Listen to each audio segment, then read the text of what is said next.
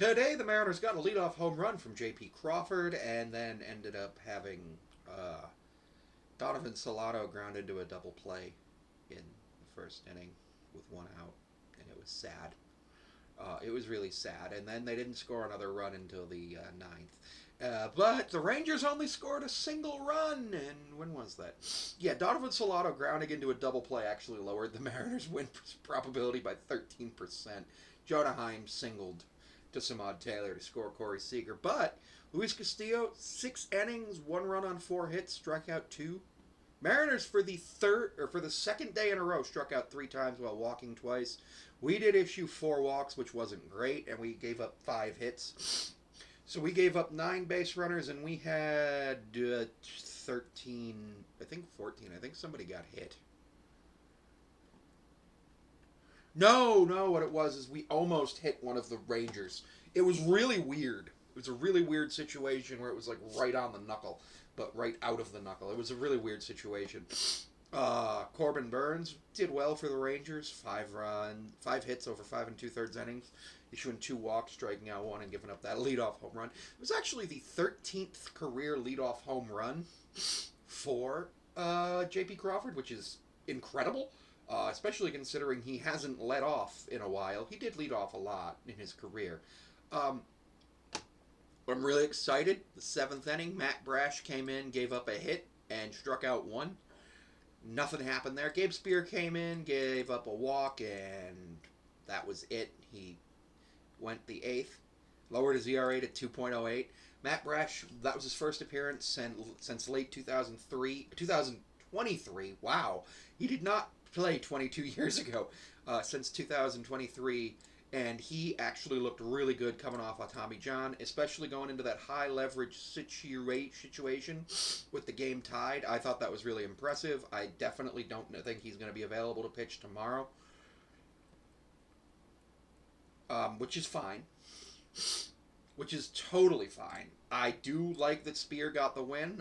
It stinks that starters don't get wins as often as they do. Because, like, wins are a big counting stat, and, like, this was a 1-1 game. This wasn't going to be one that Castillo was going to win with the modern. Yeah, he was never going to win this one with the modern era of pitching, so that's okay. But Munoz, 16 straight scoreless innings. In fact, he gave up a walk today. That was it. He gave up 1 walk and struck out once.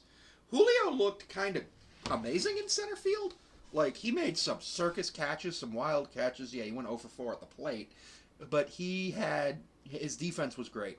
The problem was the Mariners had 10 hits scattered. Cal had a couple of them. Randy had a couple. Garver had 1. Polanco came in, went 1 for 1, raising his batting average to .395. Williamson's still starting to look to have that, like, rookie second, third week where he starts to struggle. Rivas looked good. Rowdy Tellez got the game-winning RBI, which is amazing.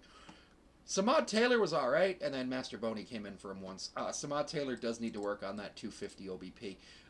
That's OPS. That's worse. Julio, I'd like to see him have an 800 OPS, but his defense is amazing. I could see Julio being a platinum glover someday. The only problem is, like, Cal exists, and they're on the same team. I would love to have a team full of just gold glovers, or just get the silver slugger for everyone. I'm going to see if you can do that in MLB The Show. I think you can.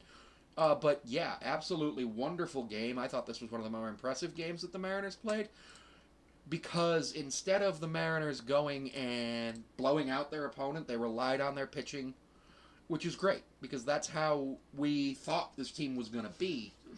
And because of that, we know that we can still win if the team has batting struggles or the pitcher's just on it from the other one. So, yeah, great game by the Mariners. And again, thank you for tuning into the videos. Don't forget that you can also see me on Patreon at Sammy5436, where it's $1 a month. I also am seeable on Instagram at Sammy5436.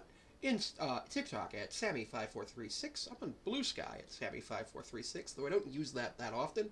I believe I'm on Tumblr at Sammy5436, but I haven't used that in at least a year. And you can find me at my business email, thetrapezoidtalks5436 at gmail.com.